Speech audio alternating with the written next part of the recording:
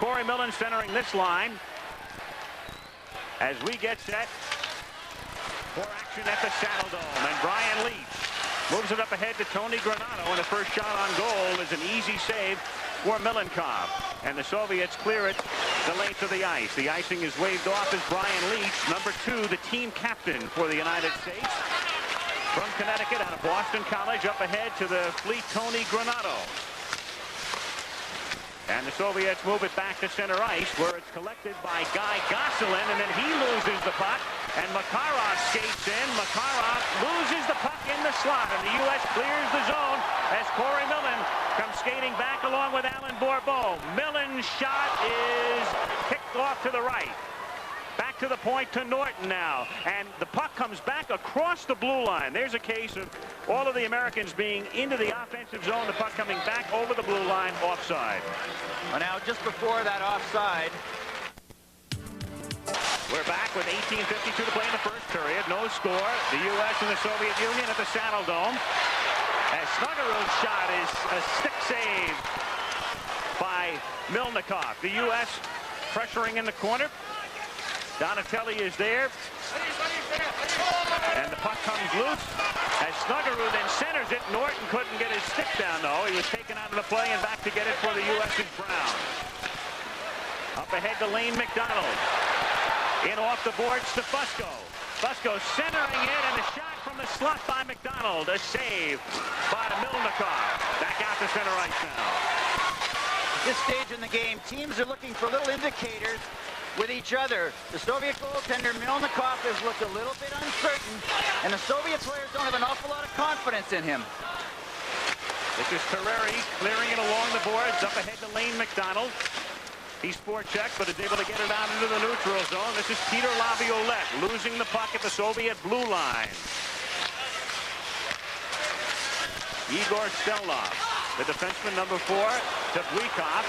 Into the corner now for Mutov. Skating around the net, looking for a centering pass. Blikov picks the puck up. He's checked by Young, and the puck taken away nicely by Fusco, who clears it out to center ice.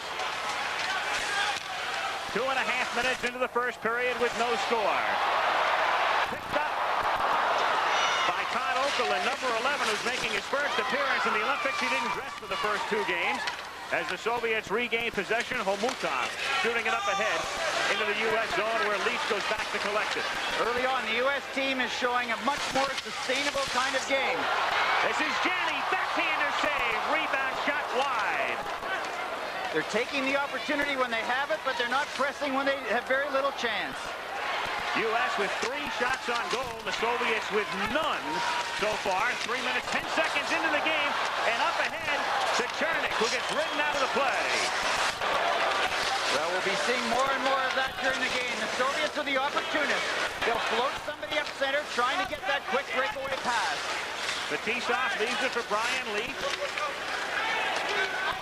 By Gosselin, but Miller is there. Up ahead to Janney. Janney leads Bourbeau too far. Lariano puts it back into the neutral zone, where Buzarov picks it up. His slap shot is wide. So the Soviets still without a shot on goal in the first 4 minutes of the game. Jeff Norton to Alan Bourbeau. Bourbeau off Millen's skate. Millen trying to pick up the loose puck. Backhands it. It's wide. Buzarov gets it up ahead to Krutov. Krutov, Larionov, and Makarov, the number 1 Soviet line out there at the moment. The famed ALM line. Krutov is 9, Larionov is 11, Makarov is 24. So here comes Krutov. Skating in, picked up by Donatelli and Brown. His shot, and Terreri got a piece of it for the save. Now they lose it in front. And through the slot, it's Granato picking it up for the United States, as the Soviets for the first time put pressure on Terreri. Their first shot on goal. Snuggerud centering it, but Donatelli was ridden out of the play nicely by Stelnov. Up ahead to Krutov. He has his poke checked away, and he's offside as Lariano skates in over the blue line. 15:15 to play in the first period. No score in Calgary. Minutes gone in the first period. The U.S. has just been whistled for an offside. Exactly 15 minutes to play in the period. No score.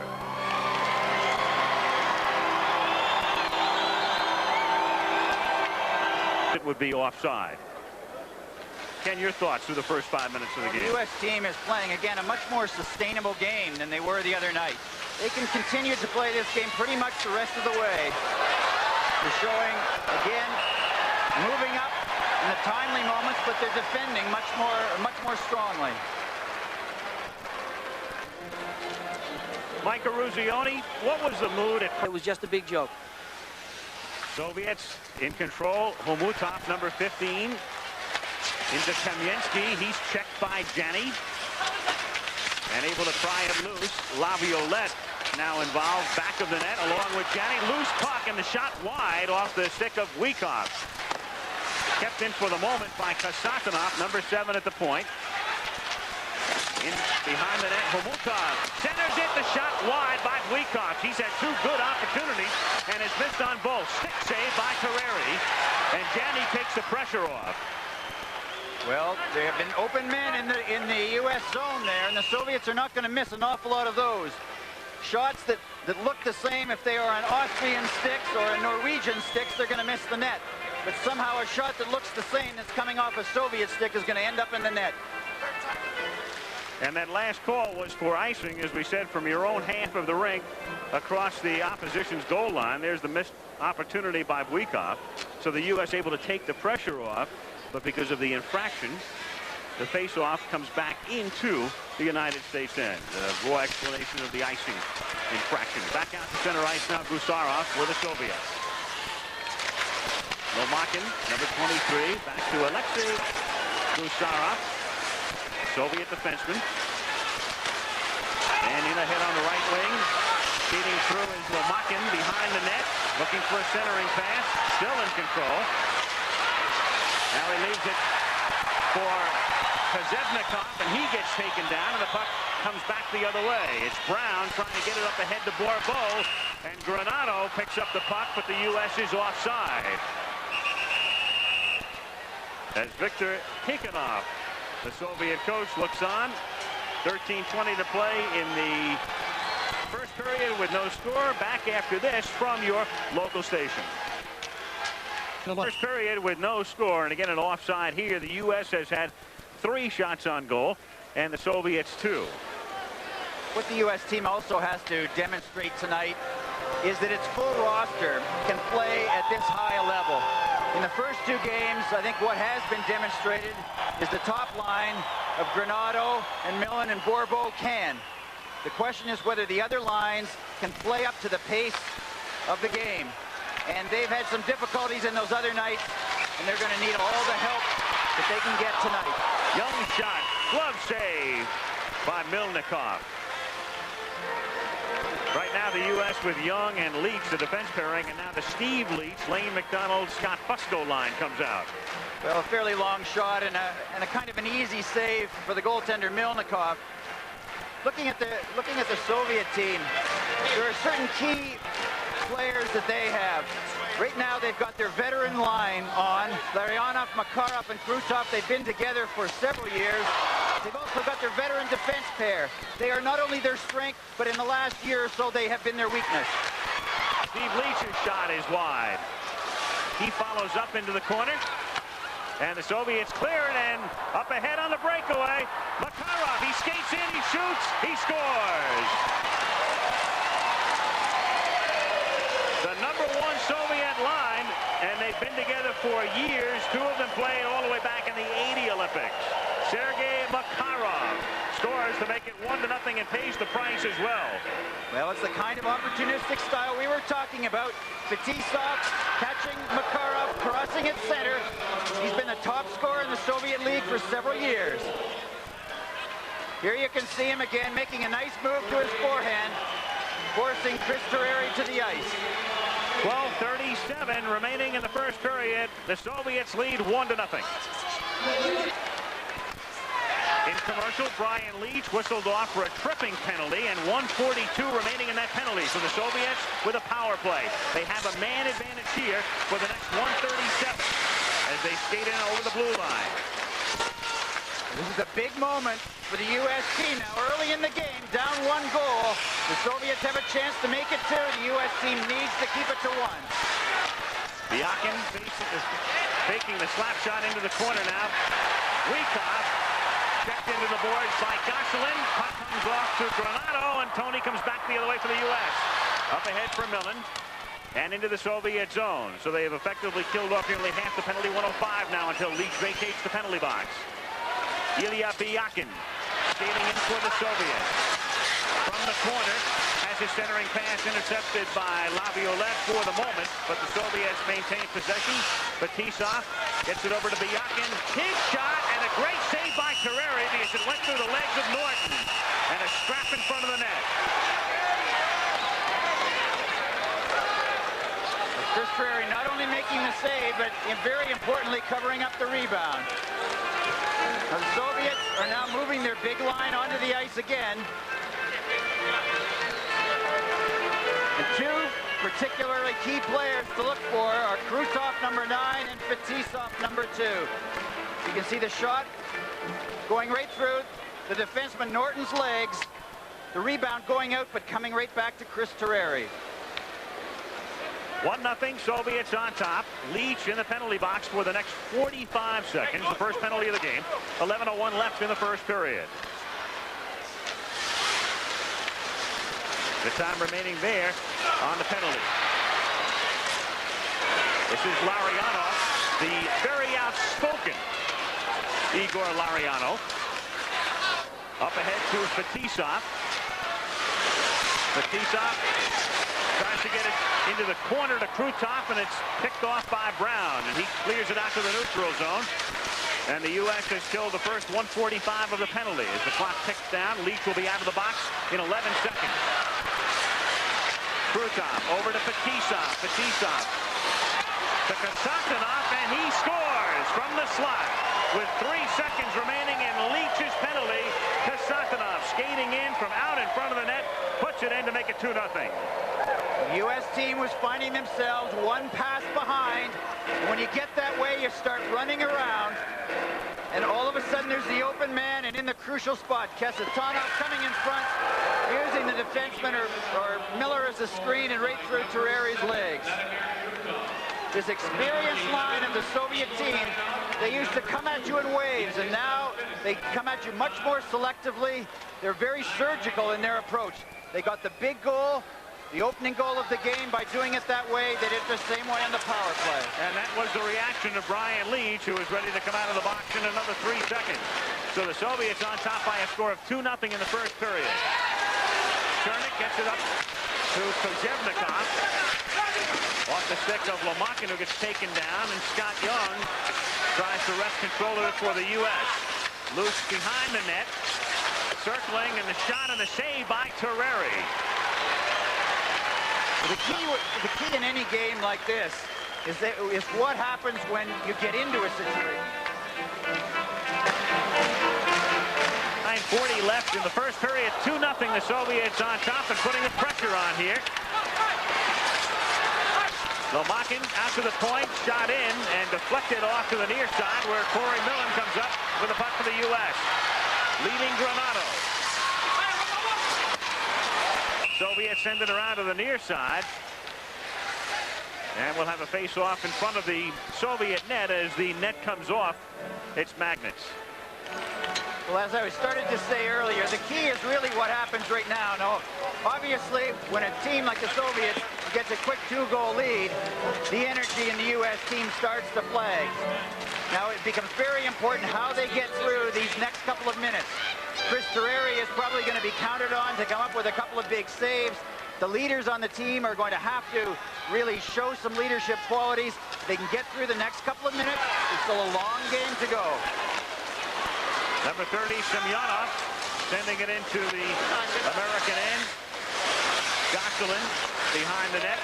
Mike Eruzione, your thoughts at this point? Well, Al, I think the interesting thing now is with the U.S. down 2-0, if they do fall behind 3-0, they're going to be in trouble because they're going to have to open up the game. And if they open up their game, that's going to give the Soviets a lot more chances. So that next goal is a big goal. It's crucial. Brian Leach trying to keep it in. And the Soviets get it out to center ice as Semyonov starts back. To the far board to Gusarov, and he sends it in around the boards where Brian Leach is there for the U.S. He drops it for Guy Gosselin. Gosselin up ahead off the stick of Donatelli. The U.S. now with a line change. The line centered by Craig Janney is out there now as Kamienski skates into the U.S. end. Scott Young with Janney for the American team. Young goes down. No penalty. Brown wanted the call and don't get it. Diekov now to Kamienski and the save by Carreri. Good forechecking pressure by the Soviets as the U.S. tries to get it out of their own end. Peter Laviolette now lofting it out to center ice to alleviate momentarily the pressure. What we have to remember about this Soviet team is that they are a vulnerable team. The point is whether you can make them vulnerable. Flat shot is wide. All the way out to Kasatonov, who scored the last Soviet goal. He sends it into the corner. Brown chasing it along with Kamienski. 7.5 minutes to play. 2-0 Soviets here in the first period. And a penalty coming up on Miller, so the Soviets will have another power play opportunity as Miller is whistled for the penalty here at the 12:36 mark of the first period. The Soviets on top, 2-0. 2-0 the Soviets, and a critical juncture in this game early on now as the Soviets have a power play with Miller in the box for the U.S. Well, it was a bad penalty at a bad time. It was a deserved one. When your team is as vulnerable as the U.S. team is right now, you can't find yourself shorthanded. And the KLM line is out there for the Soviets. Krutov, Larionov, and Makarov. Makarov with a puck. Couldn't get the shot away, but with good stick handling to Larionov, and back out to the blue line and shot in wide. Rebound, great save by Carreri. 1:23 left in the penalty, and the U.S. able to clear it. Icing is allowed when you're a man down. You don't have a whistle in that particular case because you are short a man. And the Soviets 5 for 10 thus far on power play opportunities in the Olympics. Millen sweeps in, comes up with the puck. Corey skates in, lost control of it, couldn't get the shot away. A minute left now in the penalty. The U.S. team has had trouble killing penalties so far in the Olympics. Big moment. Krutov dropping it to Biakin and taken away by Brian Leach. Up ahead to Tony Granato. His shot, a bouncing stick save. Granato goes down. Crowd wants another penalty call. And this time they'll get it. So with Miller in the box for the next 41 seconds, number 5, Gusarov, will be sent off for the Soviets. Well, you can almost tell when a penalty is about to be called.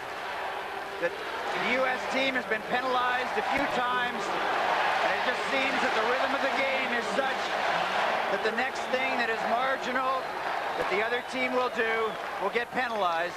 Now, the U.S. team will have an opportunity in 41 seconds to go on the power play. They've been very strong on the power play so far in the Olympic tournament. Each team now shy a man, so 4 skaters for each team for the next 41 seconds. And then the United States will have a man advantage for 1:19. 6:05 remaining. First period, Soviets on top 2-0. Steve Leach for the face-off for the United States.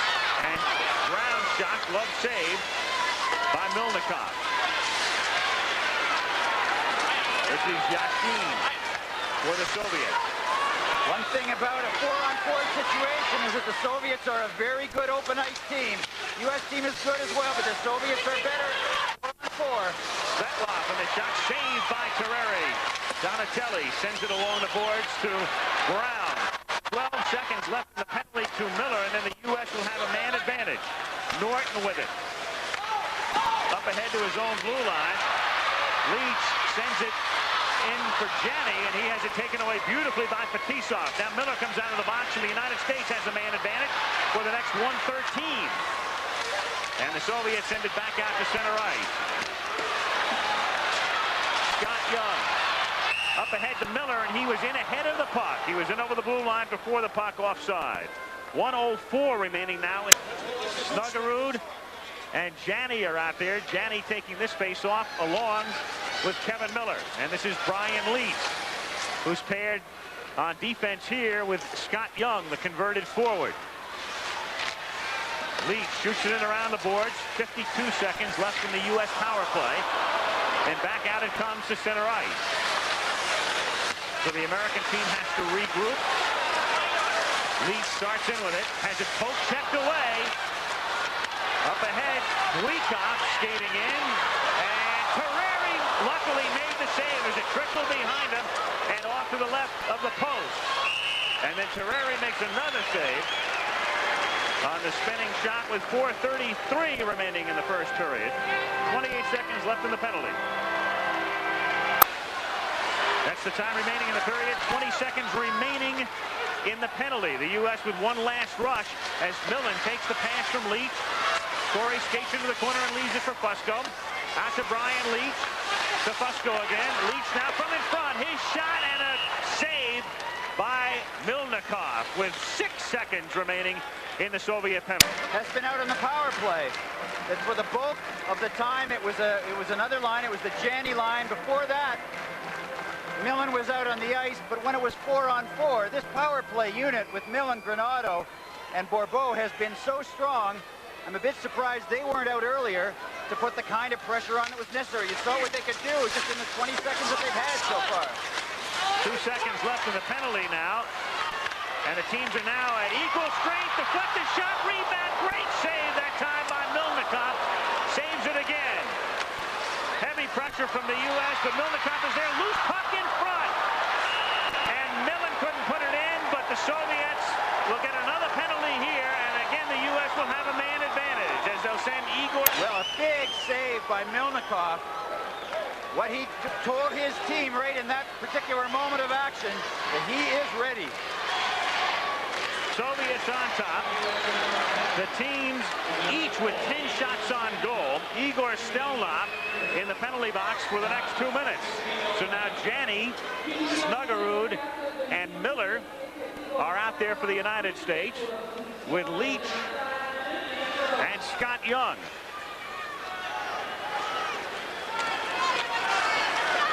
From the faceoff, Brian Leach to Janney. To Leach again, and it comes out past the blue line. So the U.S. team has to come back and regroup again. Dave Snuggerud starts in. Sends it into the corner and around the boards where Kevin Miller chases it down, but he loses the puck, and Kasatonov is able to clear it to center ice. Brian Leach to Young. He comes in over the blue line. Sends it in around the boards. Janney chases it down. Picked up by Janney. He drops it for Snuggerud, but the Soviets can't clear. Kept in for the moment by Scott Young, and then Janney keeps it in. Now to Brian Leach. His shot, stick save by Milnikov. Milnikov is gaining confidence with every save he makes. And he's made 11 of them here in the first period with 2 minutes and 53 seconds to play in the period and 1:02 remaining in the penalty. And Kevin Miller in this line skates off as the U.S. now. This is Brown with a puck. Youngest player on the team. Loses it at the Soviet blue line. And the Soviets will try to take a few seconds off the clock as they clear it down into the U.S. end. Terreri leaves it for Brown. 42 seconds left in the power play. Norton. 2:28 remaining in the period.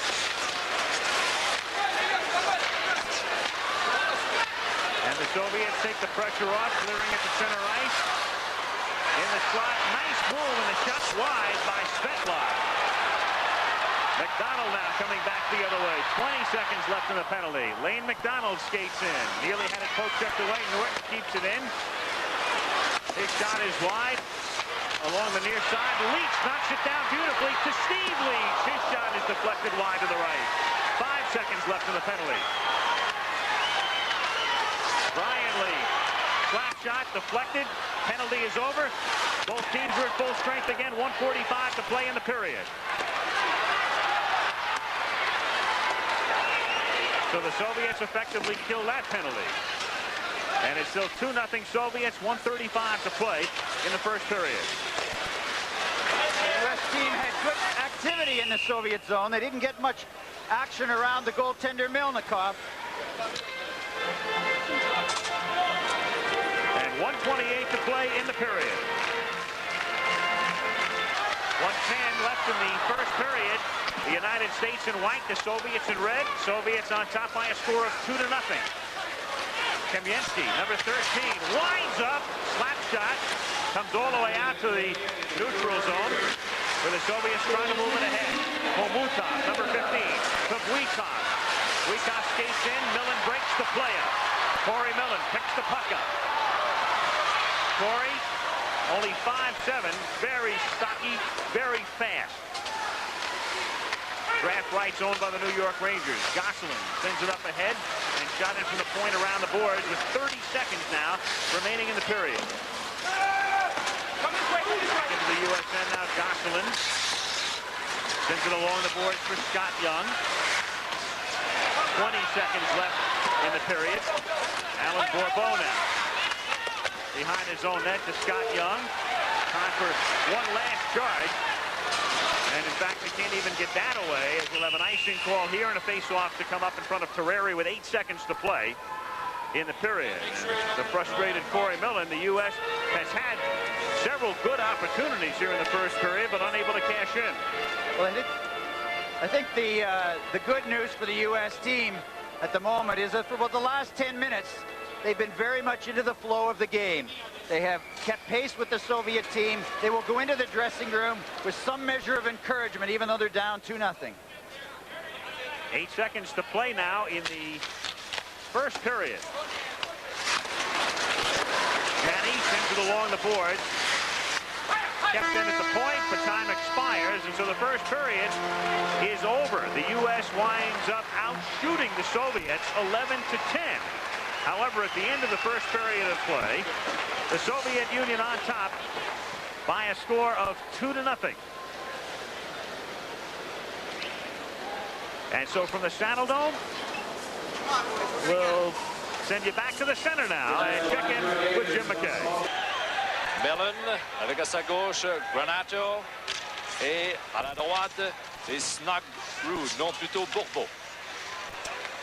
Larionov aussitôt à Makarov, il perd et reprend. Une passe qui va sur le bâton de Bourbeau, aussitôt à Millen. Millen revient sur ses pas. Échange chez les arrières. Gosselin veut remettre plus loin. La rondelle lui revient. Et finalement repousse le disque loin chez les Soviétiques. Une passe de Makarov qui va jusque sur le bâton de Bourbeau.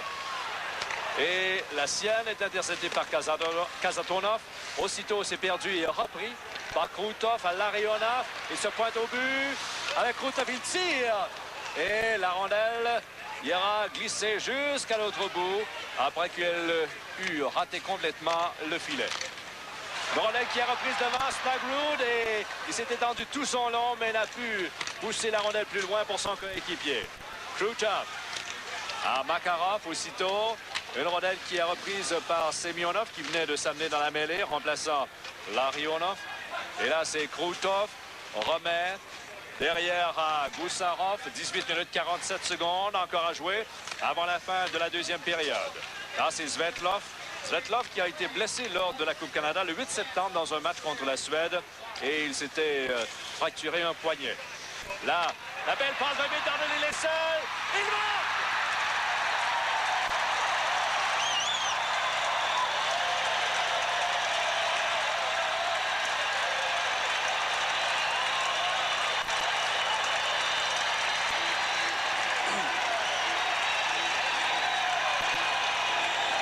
Les Soviétiques qui exerçaient un bon contrôle de rondelle avant cette séquence. Mais là, la belle passe de Brown à McDonald, et ça a permis d'échapper et de lancer dans le coin bas qui a déjoué Milnikov.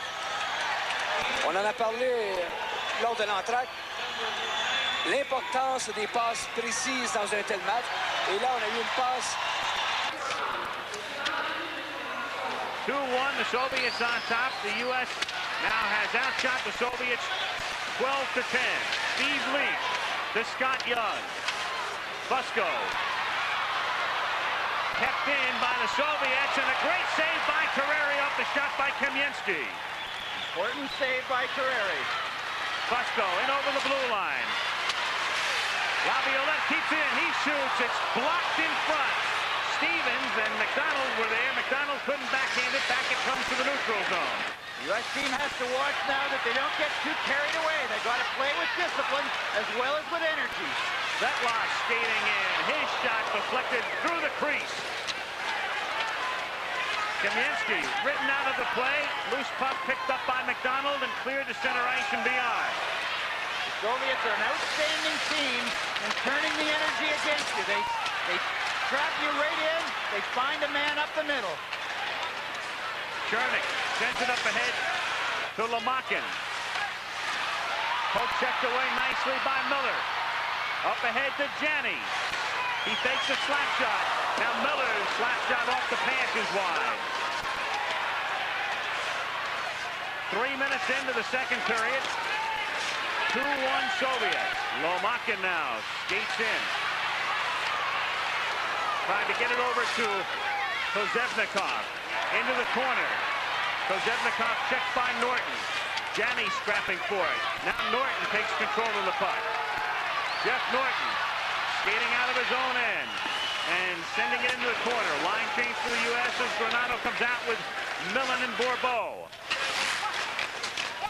And the #1 line out there for the Soviets. This is Larionov.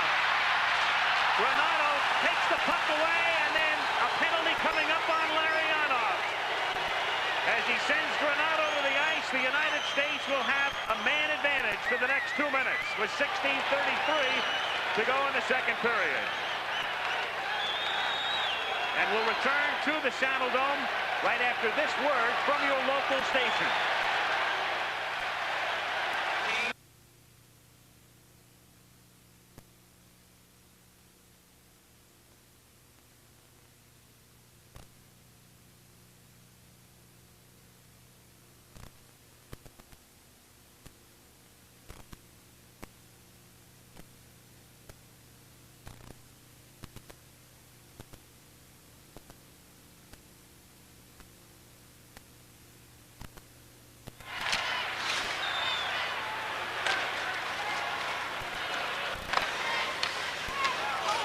From the face-off, the Soviets able to clear it into the U.S. end. U.S. with a power play opportunity for the next 1 minute and 45 seconds. So the Americans with a man advantage as Scott Young sends it over to Brian Leach. Now to Young. The U.S. has their top power play unit on now. Been very successful so far in the Olympics. And Millen was in ahead of the play over the blue line, offside. 1:33 remaining in the penalty to Larionov. And let's get a comment from Mike Eruzione. Period. And they have scored the only goal of the second period. A man advantage for the next 1:33. Millen on the faceoff. He's flanked by Granato and Fusco. Young now skates in. Picked up at the blue line, and the puck had come back out over the blue line and then taken in again by Granato, and that's the reason for the offside. 15:59 to go in the period.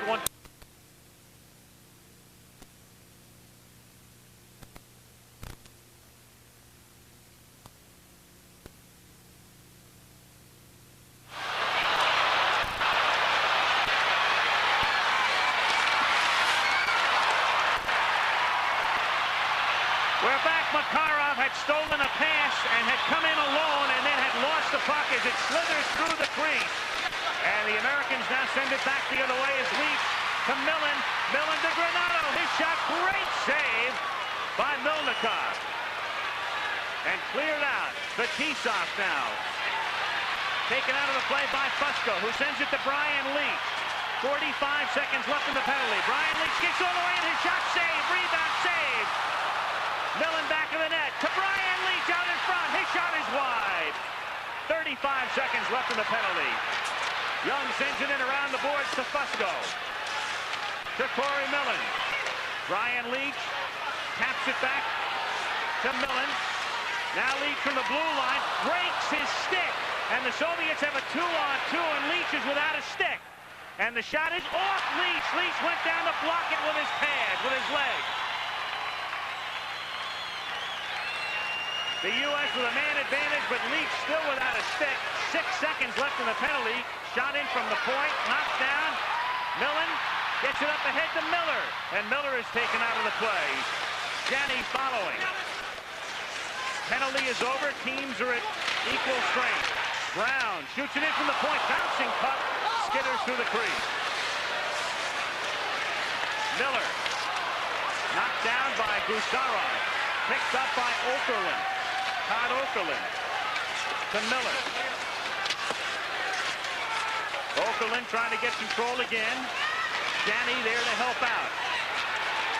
14 minutes left in the period. And cleared out to center ice. Larionov shot. Blocked by Norton.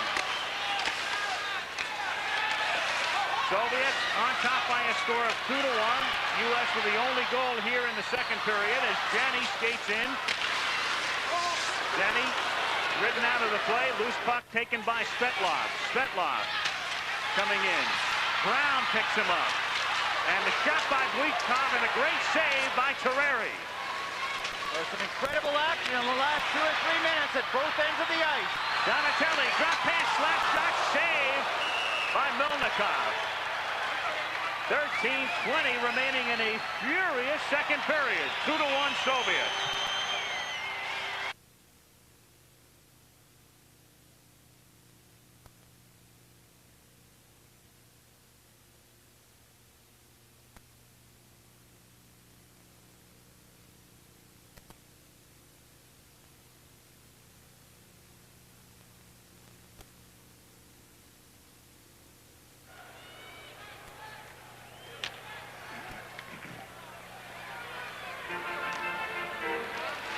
United States and the Soviet Union meeting in the Olympics for the first time since that night in 1980. When he was an assistant in '84 when the U.S. finished 7th in Sarajevo. The United States has outshot the Soviet Union 16-11 through the first period and 7 minutes of the second. 13:05 to play in the second period. And a good part of this period has been played in the Soviet end.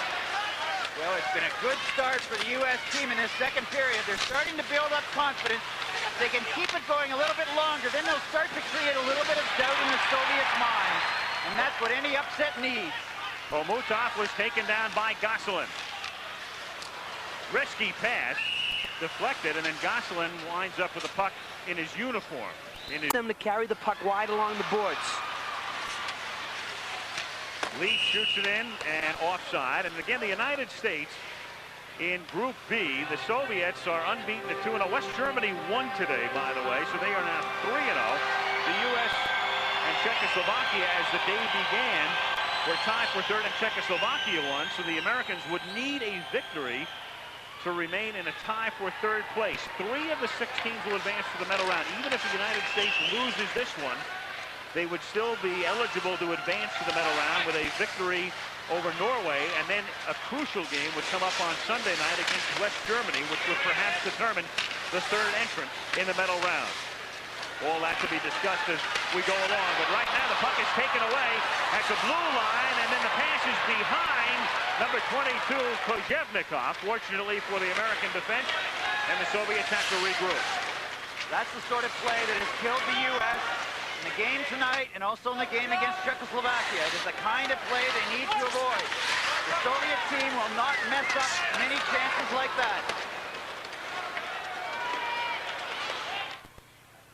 In over the right side, Kasatonov sends it into the U.S. end, and he's taken down.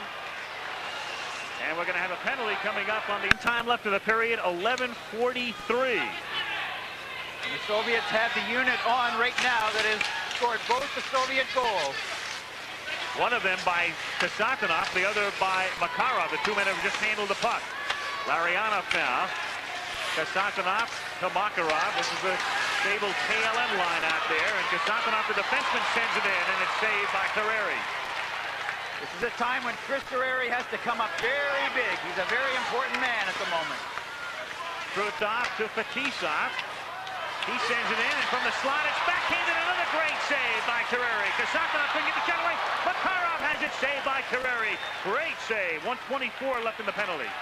U.S. team, when they move on a Soviet player. And Kasatonov scores off the pass.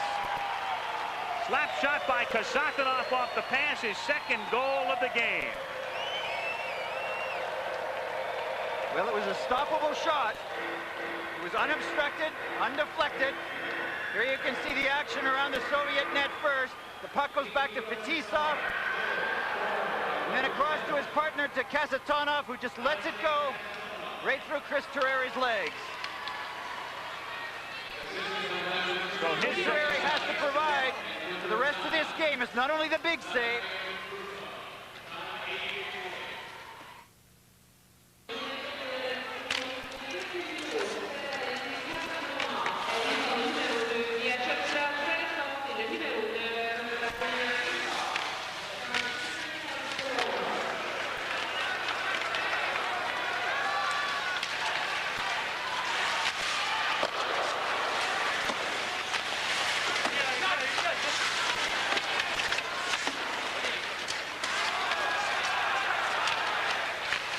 Soviets on top by a score of 3-1.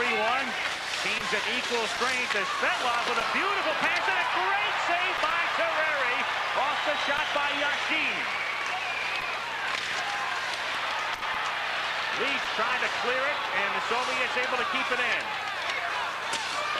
Yashin gets taken down by Young, and it's sent down the length of the ice, where Milnikov leads it for Byakin. Chris Terreri making another outstanding save. But again, what he has to be able to do, and it's in the nature of being a goaltender, is you've got to provide the consistency. You make the big save, but then you make the routine saves as well. You deliver a message to your team that everything is in hand. You deliver a message to your opponent that they should be discouraged and frustrated. There was the outstanding save. Now it's up to Chris Terreri to provide very solid goaltending. 9:58 remaining in the second period. So the game half over. Soviets on top. 3-1. Each team has scored once here in the period.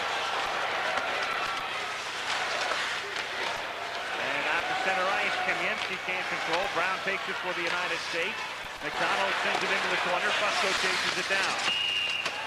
And offside. 9:43 remaining in the second period.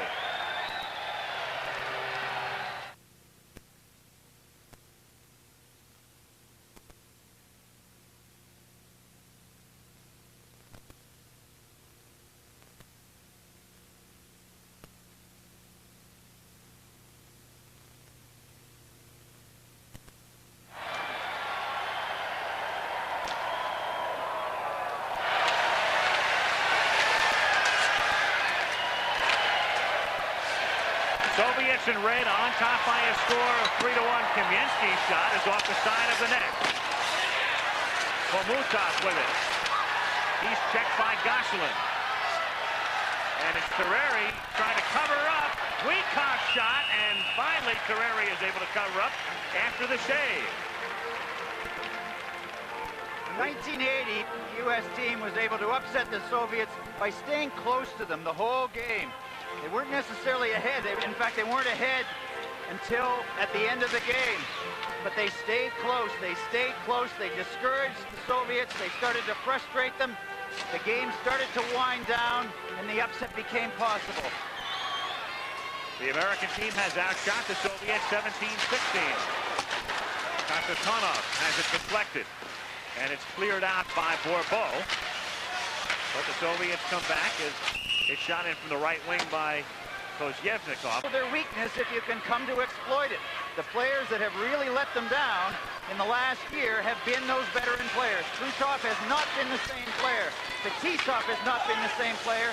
They are their leaders, and those are the ones you have to make vulnerable. You have to get into their minds, get after their confidence. Two-line pass offside, though the Americans contend that it was deflected at center ice, and that shouldn't have been the call. And now, the referee, Ante Koskinen of Finland, letting somebody have a piece of his mind. Well, I think the call was missed. It did appear to be deflected, and it was just simply a mistake. And so the face-off at the U.S. blue line. Millen facing off against Chernik. And it's Granado over to Young. Across to Laviolette. Up ahead to Millen. Millen sending it for Bourbeau, and the skittering puck over the top of his stick. Collected by Laviolette. Young sends it along the boards, but Gustafsson on pace control only momentarily. Now Millen skating in. Millen with Granado. Millen with Bourbeau now. Bourbeau puts it in!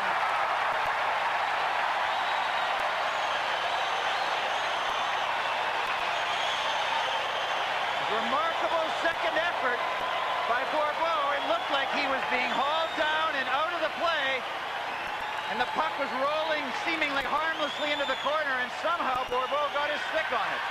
Granado was out in front of him. Bourbeau came up on the side and falling down, able to put it in. Nice play by Corey Millen, waiting to find the open Bourbeau. And watch, he looks like he's completely tied up. He's on the ice and just shoves it in.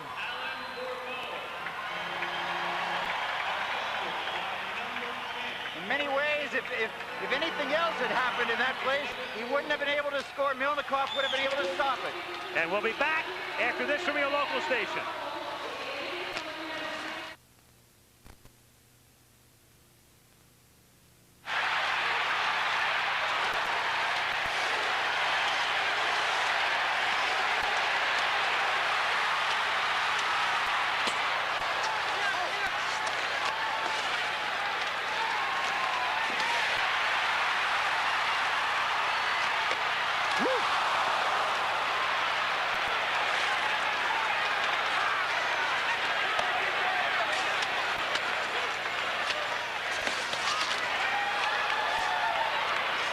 The U.S. has been putting the pressure on. A good save by Milnikov while we were away for the moment.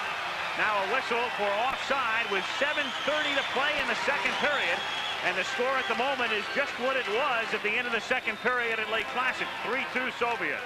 Well, a fine play by Corey Millen, who slowed down the pace of it, waited for Bourbeau to get into the opening, and then Bourbeau did the rest. This is a time when the Soviet team is their most dangerous. When the other team gets an awful lot of energy going, they can turn the energy right against them with that one quick opening pass.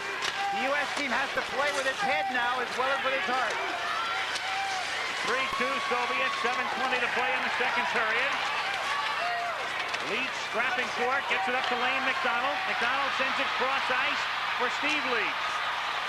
And he has it poke-checked away by Stelnoff at the blue line. Terreri now sweeps it along the boards. Svetlov for the Soviets. Gosselin rides him out of the play. Steve Leach in behind the net over to Brian Leach. No relation, not even spelled the same way. Guy Gosselin. Kept in by Kravchuk.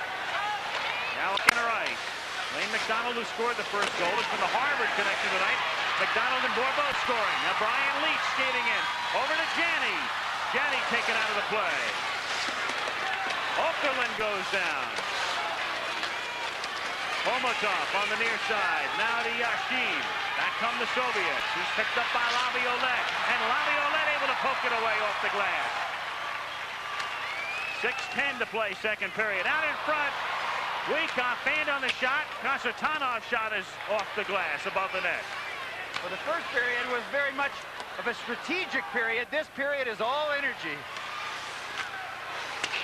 Under 6 minutes now to play in the second period. Soviets on top. 3-2. The U.S. has outshot them 19-16.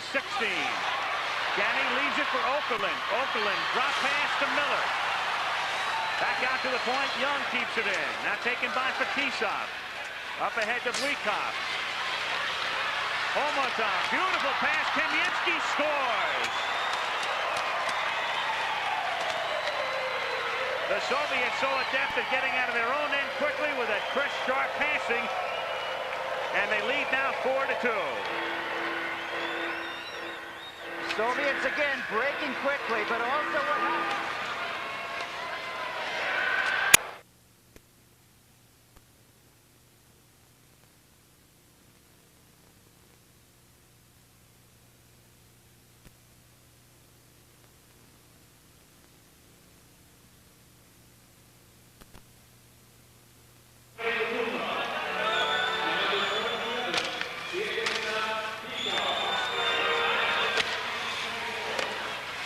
The Soviets on top with 5.5 minutes to play in the second period.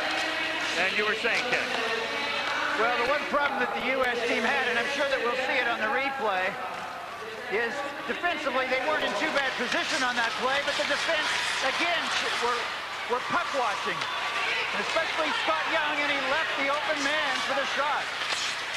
Chernik has his shot deflected by Norton. Shot in from the point, saved by Terreri. Norton straps for it with Granado behind the net, collected by Brown for the moment. Brown kicks it along the board. And now it comes out toward the blue line. Biankin missing. And back comes the U.S. Warbo sending it up ahead for Millen, and it's poked away off his stick by Gusarov. And then Millen goes into the boards. Crowd wants a penalty. They don't get it. Gosselin knocks it down. Makarov gets taken down. And Donatelli sends it up ahead to center ice. Makarov takes over, back to Bianca. To Makarov. The Soviet veteran skating in, hounded by Gosselin. Looking for a centering pass. Looking to stuff it in. Saved by Terreri. Too much out-of-control action around the U.S. net. The Soviet players one-on-one are beating the U.S. players. It means that it takes somebody out of his regular position to chase, and then all hell breaks loose. The U.S. team has to be able to control on the one-on-ones. And now it's Svetlov. Laviolette is there, and the puck hits the side of the net. Laviolette able to break up the play, but Lariana puts it in.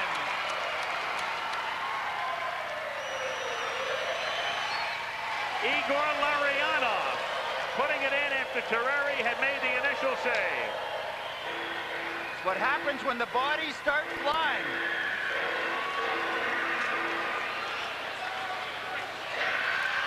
.344 remaining in the period.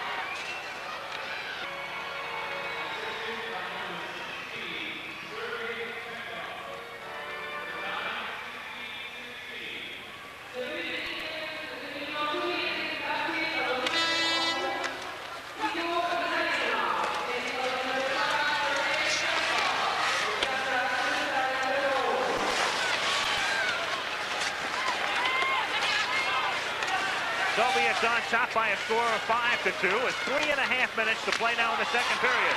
Kasatonov skates in, saved by Terreri. So the Soviets putting all the pressure on now in the last 5 minutes, and we'll take a look at the last goal by that man, Larionov.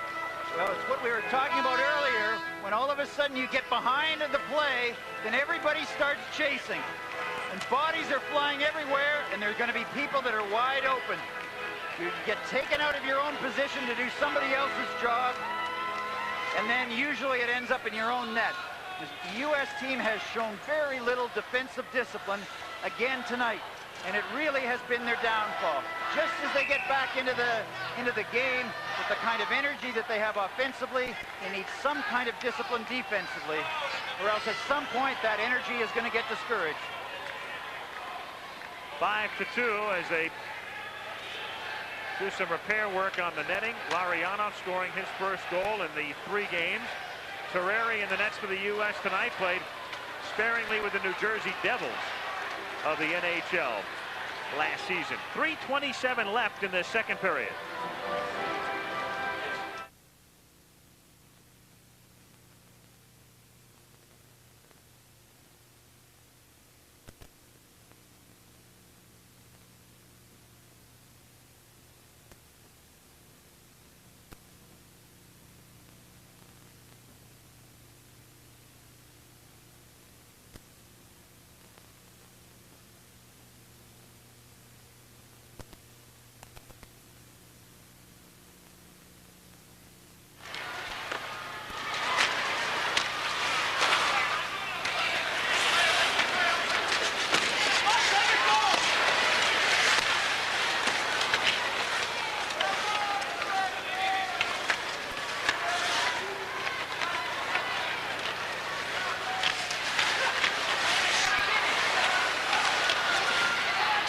3 minutes remaining in the second period. The Soviets on top by a score of 5-2. And coming in over the blue line and then taken out of the play by Brown as Norton gets it ahead to Janney. And we're going to have a penalty coming up on the U.S. A penalty often results when one player doesn't take his check and somebody else has to do it for him behind the play, and the penalty results. You can see it happening. The Soviet player breaks into the open. He has to get ridden off by somebody else, and the penalty gets called. Jeff Norton, hometown, Acton, Massachusetts, plays at the University of Michigan.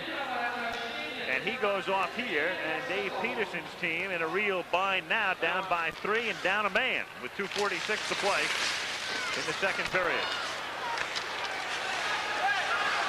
Biakin didn't get much on that shot. And it's not cleared out. It's kept in by Biakin. Over to Homutov.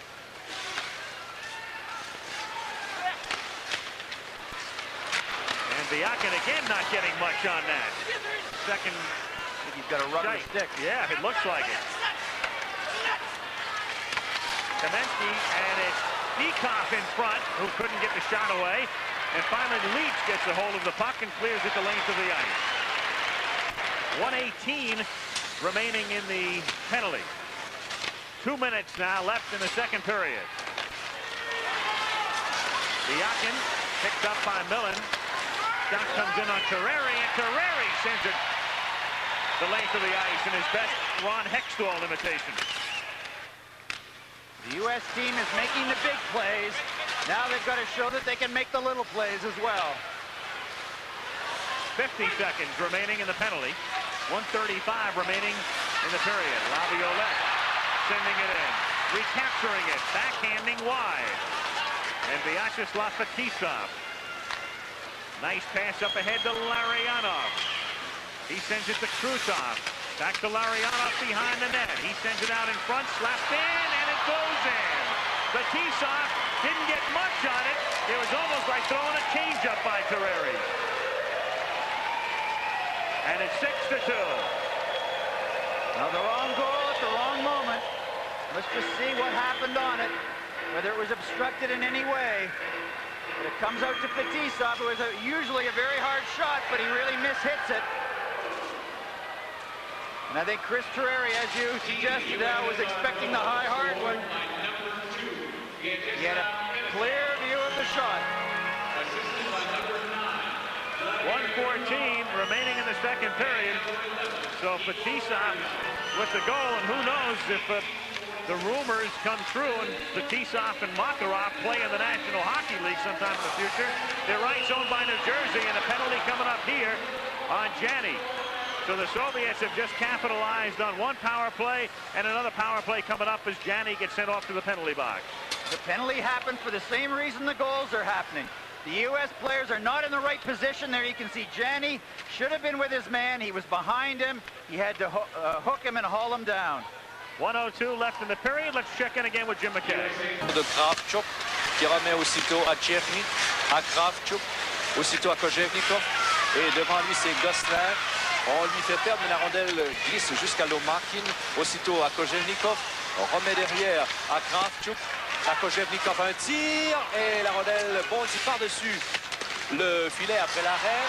Là, Kojevnikov, autre tir, arrêt de Terreri. Il reste 15 secondes à la période et 1:10 à la pénalité. Kravchuk, rondelle libre et on doit rentrer au centre. C'est à peu près tout ce qu'on verra en cette fin de deuxième période. Voilà les Américains qui semblent être sur la bonne voie, ont vu les Soviétiques revenir et marquer à quelques reprises. Oui, les Américains qui avaient fermé l'écart à 3-2, Jacques, mais par la suite, les Soviétiques ont marqué 3 buts sans riposte et des buts qui sont survenus lors de la deuxième moitié de la deuxième période, alors que le tempo des Soviétiques est resté le même tout le long du match, tandis que les Américains, eux, ont beaucoup d'intensité en début de match, début de période, mais ça ralentit par la suite. 6-2 URSS. Calgary 88 se poursuit dans un... Parce qu'on a changé les règlements de l'Union soviétique au sujet des équipes dans la Ligue nationale A. Parce que le CSK, c'est-à-dire le club sportif de l'armée soviétique, allait chercher des joueurs un peu partout et puis les amenait pour cette équipe-là qui est le noyau de l'équipe nationale. Et puis on ne les retournait pas à leurs équipes originales. Et puis maintenant, là, après un certain temps, ils doivent retourner à leur équipe originale. Toujours en avantage numérique, les Soviétiques. On perd la rondelle au centre. C'est Brown qui rejette en territoire soviétique. Gianni en a encore pour une trentaine de secondes. Mauvaise passe, mais la rondelle glisse jusqu'à Kazatonov à Larionov. Larionov, centre de la patinoire. Et ça va jusqu'à Makarov à Larionov. Et c'est une rondelle qui ira finalement sur le bâton de Fetisov.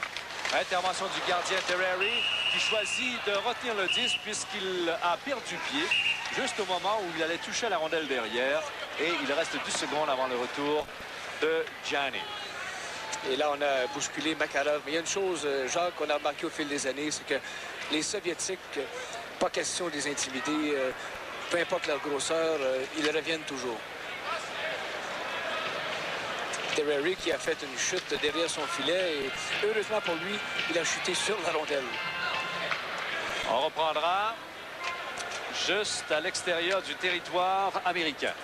Pendant qu'on voit Sergei Makarov, premier compteur de son équipe et dans la Ligue nationale de l'Union soviétique, 7 fois au cours des 8 dernières saisons. Son idole, tu sais, c'était qui? Non. C'était Valéry Arlamov.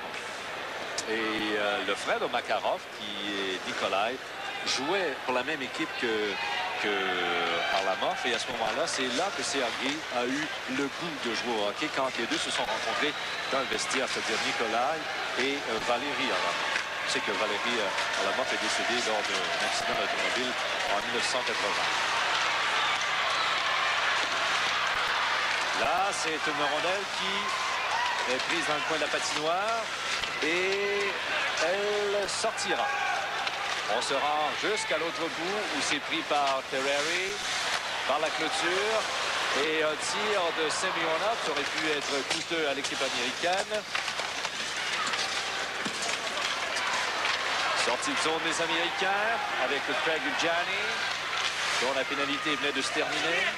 Là, c'est rejeté en zone adverse. Granato qui maille à partir avec deux Soviétiques et on retient la rondelle pendant un petit moment le long de la rampe et Mellon le remet devant, personne pour faire dévier. Cependant un tir qui rate la cible plus loin, Kamienski, et il perd ce dernier. Cette rondelle qui est prise finalement par Peter Laviolette. Laviolette vers Bourbeau et la rondelle fleure son patin, elle va jusqu'au gardien. Plus loin, c'est dans le coin de la patinoire. Et là, c'est une sortie de zone. Quelle belle manœuvre réussie par Obutov. Et là, vers Bikov, un tir et c'est arrêté par Scott Young dans un premier temps. Aux applaudissements de la foule. Centre de la patinoire et Mellon a remis à Donatelli un tir. Et la rondelle touche Biakin dans derrière. Et il y aura une pénalité à l'équipe soviétique. Calgary 88 se poursuit dans un moment au réseau TVA. 17 minutes et 34 secondes à faire. Igor Stelnov est chassé pour 2 minutes. Et Jacques, du côté des Soviétiques, on a considérablement rajeuni la défensive. Des joueurs qu'on avait été habitués de voir, comme Pervoukin. D'ailleurs, c'est Biakin qui prend sa place au sein de l'équipe. Il y a Kravchuk maintenant. Il y a également Bielitsinov qui n'est plus là. Alors, on a rajeuni cette défensive. Exact. Bielitsinov qui avait Babinov à une époque également. Là, c'est attaque massive des Américains. 6-2 la marque, favorisant l'ours brun. Il n'y a plus de rouge vêtu ce soir. Oui, bien sûr.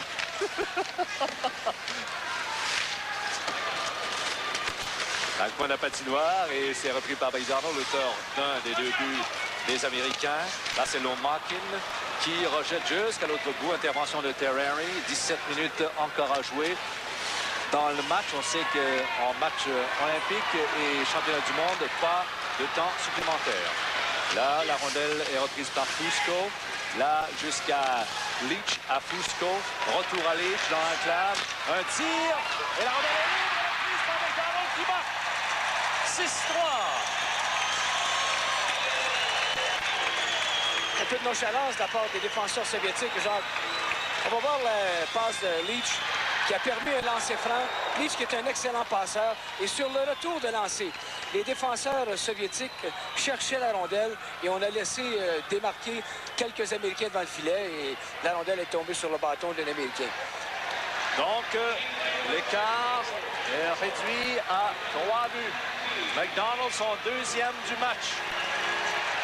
Stelnoff renvoie au centre, c'est pris par Todd Ockerloon et à Norton plus loin. Et lui renvoie jusqu'en territoire soviétique et c'est pris par Craig Janney. La rondelle est retenue sous le poids. Et Jacques, c'est ce qu'on appelle couvrir son homme. Si les Soviétiques ont commencé à jouer au football, c'est la tactique du plaqué qui a été... Alors, McDonald avec l'aide de Leach. Est-ce qu'on a la confirmation, Pierre? Oui, Jacques, c'est fait maintenant. McDonald, donc, qui marque avec l'aide de Leach, qui connaît un bon match dans les circonstances. Et Young également, but marqué en avantage numérique, dis-je bien. Stelnoff était au banc des pénalités pour l'Union soviétique à 3 minutes 15 secondes. 16 minutes et 27 secondes à jouer en troisième période. Les tirs au but 24-21, c'est-à-dire que les Soviétiques n'ont pas tiré une fois sur les buts américains depuis le début de la troisième période. Corey Mellon est au centre et les arrières Norton et Greg Brown. Mellon perd la mise en jeu et là c'est Makarov. Makarov qui fait perdre le bâton à Granato. Un tir rate la cage. Stelnoff remet à Larionov, bousculé. Là, c'est une rondelle qui est reprise par Norton. Norton vise Mellon. On l'a fait trébucher, mais la rondelle s'est rendue jusqu'à Milnikov. Contre-attaque de Larionov à Makarov. Passe interceptée, à 2 contre 1, là, c'est Stevens et on a jugé que Bourbeau avait trop hâte de passer la ligne bleue. Il a avancé de quelques centimètres. Calgary 88 se poursuit dans un moment au réseau TVA. Eh bien, Jacques, demain, on sera de retour, nous, ici, avec un match du côté de l'URSS. C'est eux qui dominent. Eh bien, les pointages sont toujours élevés. Alors, ça va être intéressant dans la ronde des médailles de voir ces deux divisions s'affronter. Dans les autres matchs demain, France contre la Pologne et Suisse contre la Suède. Là, en zone adverse, et au dernier moment, le Soviétique n'a pu déposer le disque derrière parce que la cage était complètement ouverte. Contre-attaque avec le patin. Une passe qui va jusque sur le bâton de Yashin plus loin, qui rejette jusqu'au centre. C'est repris par Leach. La marque est 6-3 en faveur des Soviétiques. On demande des changements du côté des Américains et ça sera refusé aux États-Unis qui reprendront le jeu dans leur territoire avec 14,59 à jouer en troisième. Et si on parle d'attaque, Jacques, les Soviétiques, même si ce match n'est pas encore terminé, avec 19 buts depuis le début du tournoi, eh bien, dominent en attaque, tandis qu'en défensive, les deux meilleures divisions. Les États-Unis qui avaient battu l'Autriche 10-6 et avaient perdu 7-5 devant la Tchécoslovaquie. La Violette qui remet derrière à Fusco. Fusco jusqu'à Leach, il perd et c'est repris à l'intérieur de la zone américaine par Valéry Kamienski. Kamienski, selon les informations que l'on a, alors qu'on le voit à l'écran, le numéro 13, et ce genre de joueur qui sert beaucoup plus Kamienski qu'autres joueurs. Il n'est pas tellement apprécié des autres joueurs de son équipe. Oui, Jacques, Anatoly Tarasov avait fait des critiques à son égard, mais il y a une chose sur Kamienski, c'est qu'on dit qu'en Amérique du Nord, il joue toujours bien. Voilà. Dans les gros matchs, il est fort. Alors c'est pour ça qu'on lui fait faire le voyage. La foule qui scande USA, on veut de l'action. Alors que l'écart est 3 buts contre les Soviétiques, c'est toute une tâche. Fusco se pointe dans son adverse, dans l'enclave. Fusco, un tir haut.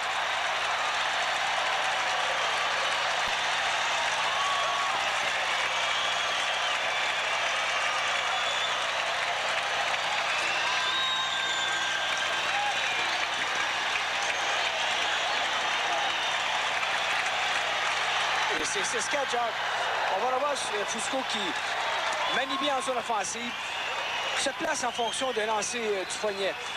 Le défenseur soviétique Fetisov l'a attaqué à la ligne bleue, mais s'est mis hors d'équilibre et ça permet à Fusco de récupérer une rondelle qui est devenue libre et un bon lancer du poignet dans la partie supérieure. Fusco et Mellon étaient là en 1984 à Sarajevo. Ce sont les deux seuls joueurs. Et on sait que les Soviétiques et les Américains ne se sont pas affrontés lors du tournoi olympique de 1984. Là, oui. Et Jacques, dans le cas de Milnikov, c'est un lancer que normalement un gardien de but devrait arrêter tout de même. Seulement 22 lancés de la part des Américains, 4 buts alloués par Milnikov. On comprend pourquoi les Soviétiques disent qu'ils n'ont plus de trait de siècle. Le long de la rampe, et c'est une rondelle qui est reprise par Gianni. Veut rejoindre l'enclave, et la passe va jusqu'à Norton. Son tir va par-dessus la cage, et les Soviétiques débordés sont obligés de dégager, ce qui leur arrive que très rarement. Calgary 88 se poursuit dans un moment au réseau TVA. Score of 6-4. Teams are skating at equal strength, and the Corey Millen line is out there right now with Gosselin keeping it in from the point. Now Makarov takes the puck for the Soviets. Skates in over the blue line. He leaves it for Krutov, and Makarov's shot hits the post and goes up into the seats. Well, a costly 2-on-1 there, but fortunately the puck hit the post and went into the crowd. Let's go back to the third U.S. goal. Ryan Leach making the pass. You can see the rebound come right onto McDonald's stick and finds the open side. That made it 6-3. And here's the goal that brings the U.S. to within 2. Scott Fusco with the puck. It just meets Milnikov with a high shot. The U.S. the second period ended with the U.S. team in disarray. And right now, all of a sudden, the feeling is starting to come back. You can sense the energy in the crowd. And the USA chant with 13 minutes remaining in the game. Soviets on top 6-4. Their number one line, Larionov. Beautiful pass, but offside. Makarov in over the blue line ahead of the puck with 12:40.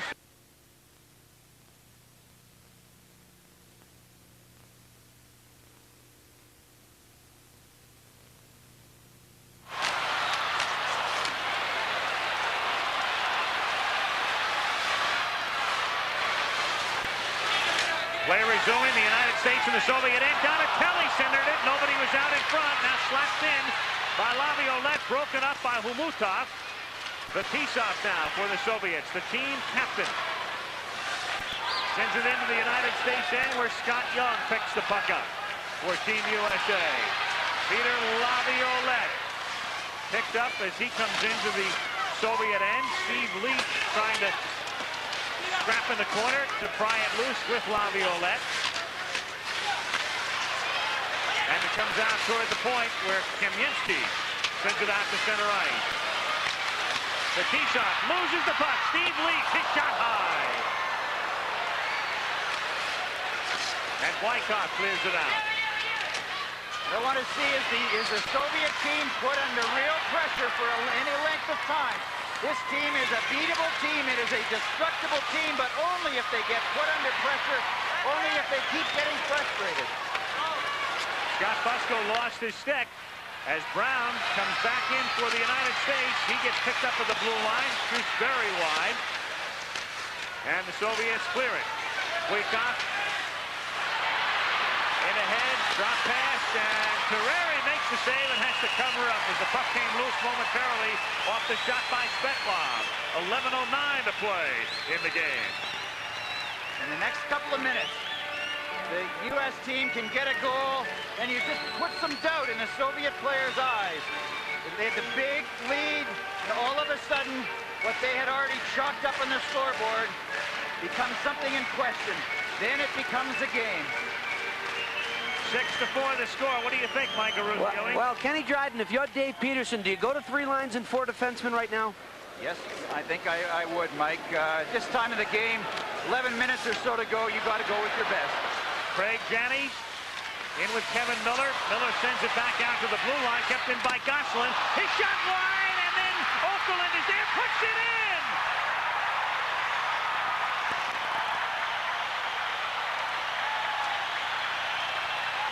Was covered in the crease. You can see the shot. It misses the net. It comes back out. Now everything looks under control. But the puck was loose. The referee saw that it was loose. Did not blow his whistle quite properly. And now it is a 1-goal game. Todd Okerlund, the son of the famed wrestling announcer Mean Gene Okerlund, a man who did not dress for the first 2 games. In fact, a lot of people thought he might be one of the cuts coming into the Olympics, but he survived. He dresses tonight for the first time. He makes the score 6-5 with 10:52 to play in the game. So the U.S. team, down by 4 going into the period, is now down by 1.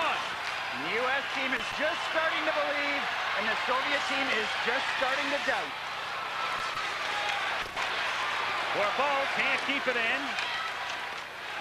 And they scrap for it on the near side. The USA chant enveloping the Saddle Dome. Makarov with the puck for the Soviets. To Larionov. Their KLM line, the #1 line, is out there now. Makarov centers it. It comes out to Biakin. He goes to the corner. He's taken out of the play by Granato. And then Young goes down. The crowd wanted a penalty, and they don't get that call. Krutov. It's Leach who intercepts in front. And Bryan comes back up ahead to Granato. Biakin tries to clear it out. It's kept in at the point. Line change for the American team now. As Krutov starts back the other way. Snuggerud is out there along with Stevens for the U.S. and Snuggerud intercepts for the moment. Now sent back out to center ice. Stevens gets it ahead to Snuggerud. His shot is wide.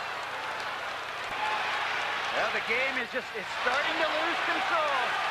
And this is it going in the U.S. favor at the moment. Stevens, the Soviet defenseman, Kasatonov, lost his stick just for the moment. He picks it back up. Snuggerud. Knocked down by Brown. Kept in. Out in front and in the slot. No Soviet was there, and it's flipped up.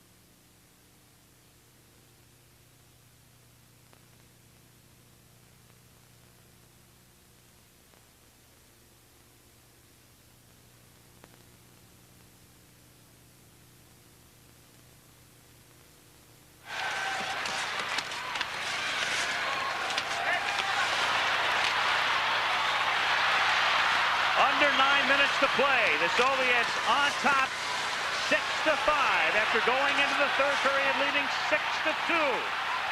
Kamensky wheeling in the corner.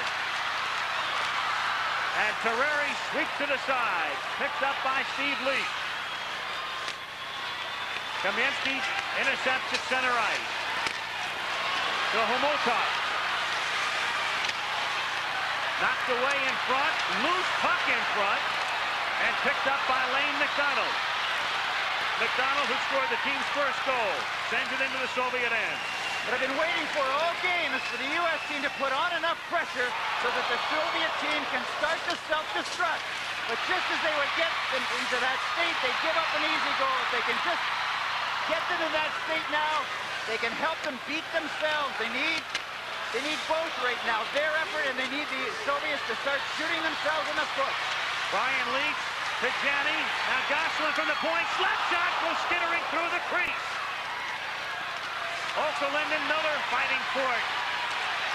Along the boards with Makarov. The puck is still loose. Now it comes out to Brian Leach. His shot, Janney is there. Can't get the rebound. Shot back in by Leach. I think it hit the post. It hit the post. Makarov able to get it over to Larionov. And they take the pressure off for the moment. Now Gosselin shooting it in. Saved by Milnikov. Very confident Milnikov is not looking that confident at the moment. Nor is the rest of that Soviet team. You hear the chant with 7:12 remaining. Millen skating in, leaves it for Granado. Slap shot save. Milnikov with 2 big saves in the last 45 seconds. This Soviet team has had a lot of problems in the last year. They lost in the Izvestia tournament, they lost in the World Championships, they lost in the Canada Cup. They are starting to get the feeling that they can be beaten, and they're starting to think about that right now. There you can see the shot. I think it probably tipped off Janney and off the goalpost. 7:05. And anything else now is the energy from everybody, and that what he doesn't want is fatigue to set in. I would suspect, however, that as the clock goes down to about 5 minutes or 4 minutes, he may go down to 3 lines. Snuggerud, Donatelli, and Stevens forming this line. Most of the last 10 minutes have been played in the Soviet end. Snuggerud shoots, and another pad save. And out it comes to center ice. Milnikov, 3 big saves now in a 60-second span. Svetlov comes in over the blue line. His pass behind Yashin. Taken away by Snuggerud. He comes back with Donatelli on the right wing. Line change to the U.S. now. And an icing call. Well, Al, another good example of how in any game, in any sport, any team can be beaten. The team that is put into doubt. 6 minutes and 31 seconds remaining in the game. Scott Young for the United States. To Fusco. He sends it up ahead to Steve Leach. Steve Leach is out there with McDonald and Fusco on this line. Young and Laviolette are this defense pairing.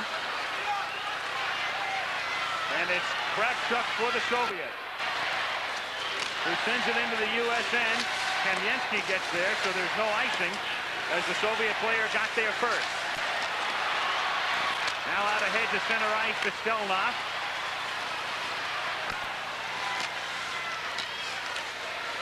.550 left in the game. Scott Young. The game is just taking a bit of a breather now. Still plenty of time for the energy to come back. Young up ahead to Miller, but he loses the puck. Here comes Fetisov wheeling in, backhanding it through the crease. And Janney picks it up, but he can't control it. Krutov takes it away for the moment. Janney hounds him. Laviolette gets checked by Krutov, and it's sent up ahead to Miller. Fetisov up ahead to Makarov. Makarov sends it back out to Larionov, and he wheels it around the boards. Terreri is there. Up along the boards, rolling along the top of the board and underneath the glass. And back out to center ice to Fetisov. Makarov. Loose at the blue line. Picked up by Norton. He has to wait for Janney to get onside. Then he dumps it into the corner. The Millen, Granado, and Bourbeau line is out there. Millen, slapper, knocked down in front. Bourbeau couldn't sweep it in, and it's cleared out to the blue line and beyond. And Krutov picked up by Norton. Beautiful play by Norton to take the puck away. But Konstantinov gets it up ahead to Krutov. Krutov's shot is wide. 4:15 left in the game. Millen skating into Granado. Backhander save. Granado has it. He tries to send it through the crease. Donatelli behind the net, strapping for it. Millen is there for control. Nobody in front. Now Leach knocked down in front. Lariano picks the puck up. As you can see, the puck is just going everywhere. The game is out of control. And again, that is to the U.S. advantage. 3:46 left in the game. Soviets on top, 6-5.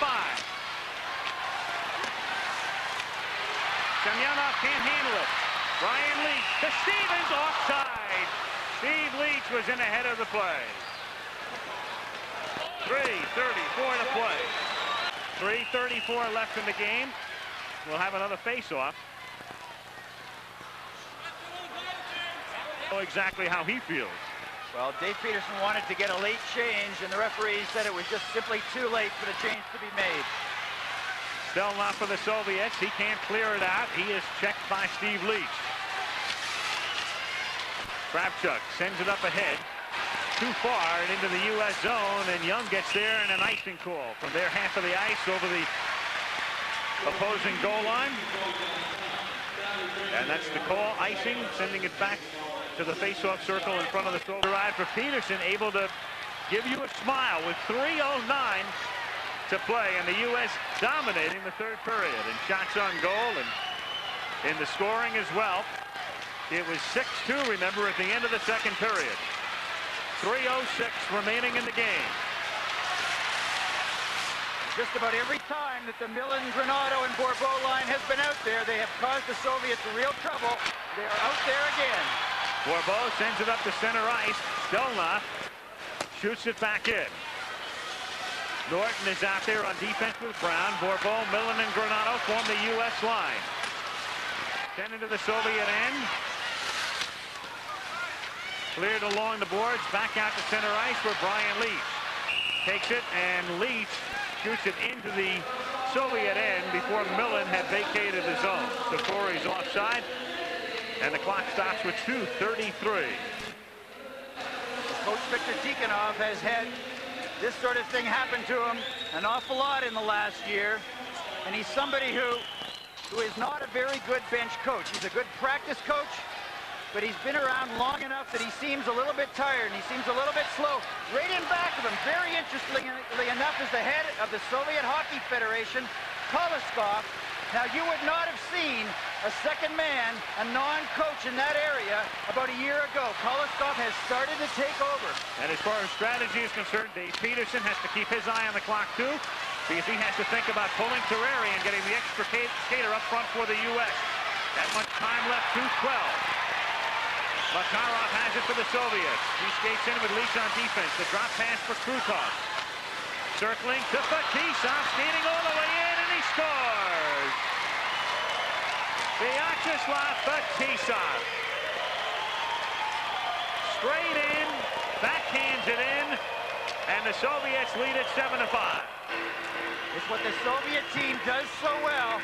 They attack well, but they attack with depth.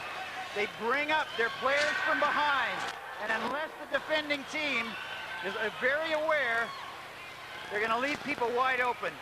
And this is their leader. This is their captain, Fetisov, making the big play of the game. And with 2:01 to play, the Soviets are on top by a score of 7-5. A score the U.S. team knows all too well. That was the final 2 nights ago against Czechoslovakia. And a stoppage of play here with 1:51 remaining in the game. Here you can see it again. The U.S. team is back in numbers, but look, coming from the rear is Fetisov. And the U.S. forward should have been picking him up. Should have been back into the zone on defense. Instead, he let him go. And now it's 7-5. The Soviets, you can never let up. They always find a way of going on offense. They involve all 5 people on the offensive attack. And the U.S. team, as was the case so often during their pre-Olympic tournament, playing a high-scoring game. It's been the case in all 3 games in the Olympics, winning 10-6, losing 7-5, and now trailing 7-5 as well. And the U.S. will now go with 6 skaters up front. Terreri will remain on the bench with the face-off in the Soviet end. Down by 2, 1:51 to play. And it's shot in by Miller and cleared out. Brown keeps it in at the point. Stevens knocks it down with his skate. And Norton then has it taken away, and it's cleared out by Buikov for the Soviets. So the U.S. net is empty. Terreri is on the bench, the extra skater up front. And a 2-line offside pass here to stop the clock at 1:29. Basically, that line was out there, I think, just to give the Millen line a little bit of a rest. Now, Millen, Granato, and Bourbeau are coming out onto the ice, as is Terreri for a moment. But as soon as that puck starts to move towards the Soviet blue line, Terreri will be off the ice to the extra forwards. Soviets led 2-0 early on. Then it was 2-1. It was 3-1 in the second period when Bourbeau scored at the 11:40 mark to make it 3-2. And then the Soviets scored 3 consecutive goals to end the second period on top 6-2. The U.S. team came back to within 1. But Fetisov's goal has made it 7-5. The American team down now by 2. Terreri is back on the bench. The extra skater up front. And it's cleared the length of the ice by the Soviets as Young goes back to get it. 1:10 to play. The U.S. team just needs to get into the Soviet zone as fast as they can and then just try to create chaos. Lane McDonald and Fetisov battling for it. Young slaps it in. Fetisov knocks it down in front. Comes out toward the blue line. Brian Leach.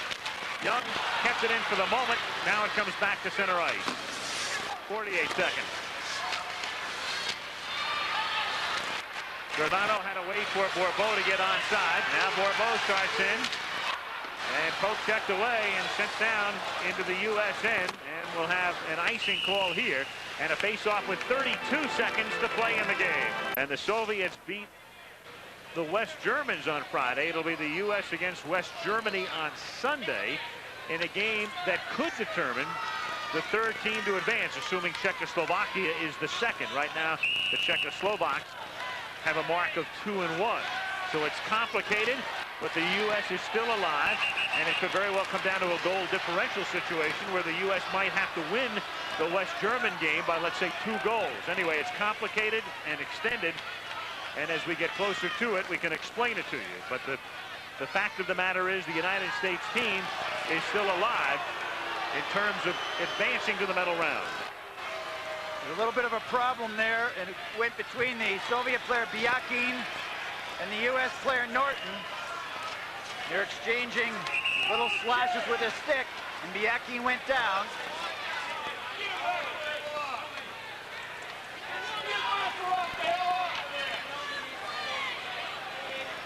And Antti Koskinen, the referee for Finland, who has drawn the ire of Dave Peterson tonight, attempts to get it sorted out.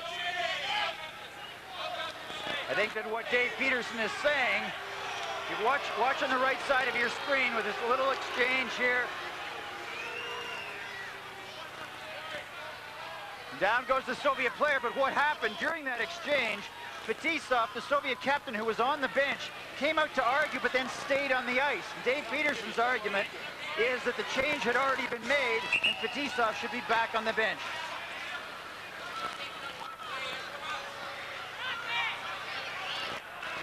U.S. team with the extra skater. Millen on the faceoff, gets it back to Young, and his last shot is kicked aside. Makarov gets it up ahead to center ice, and Young collects it with 24 seconds. Snuggerud to Fusco, drop pass Granado, and another save. And the puck winds up going into the net, but there will be no goal. No goal because Koskinen had blown the whistle.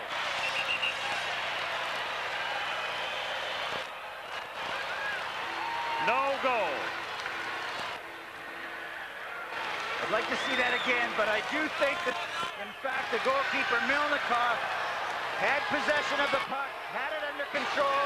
The referee had blown his whistle, and it was simply with the U.S. team charging the net that the puck got dislodged.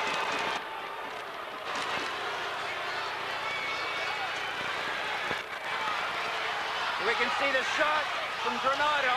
Milnikov has it. He's in control. And it presumably came out of that exchange there between Norton and Milnikov. You can see Milnikov in good control. He knocked Milnikov, or Norton knocks Milnikov back into the net. The puck goes loose. Pro-U.S. crowd chanting something you'd only hear on Howard Stern show tomorrow. We can't tell you about it. 16 seconds remaining in the game. 7-5. The Soviets on top. Here you can see it again. Now Milnikov, with the slow action, it's very hard to tell exactly how long Milnikov had the puck, but you could see that he was in clear possession of it. But that's the sort of play that the U.S. team needs to make under those circumstances. You go right to the net, right to the goalie. Now that I'm a retired goalie, I can say that very easily. But at the same time, that's exactly what you need to do. And you heard Peterson say, well, they got to cheat to win. It's frustrating for Peterson, for the team, the U.S., with a couple of comebacks tonight, but they're going to come up short and go into action on Friday with a record of 1-2.